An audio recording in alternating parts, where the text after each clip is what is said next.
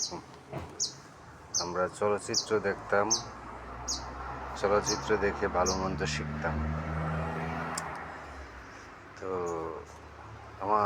আমার খুব কষ্ট হয় বাংলাদেশে চলচ্চিত্রের মধ্যে এখন আওয়ামী লীগ চাটুকার আছে, ফেরদৌস, রিয়াজ, নিপুণ, তারপরে মাহিয়া মাহি, আরও অনেকেই আছে।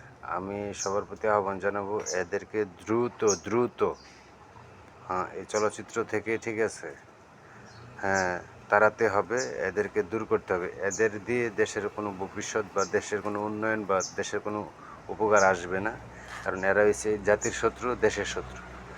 আপনি কোনো দলকে ভালোবাসতে পারেন, কিন্তু রিয়াজ ফেরদৌসের মতো, অপু বিশ্বাসের মতো, তারপরে মাহিয়া মাহির মতো, তারপরে কে বলে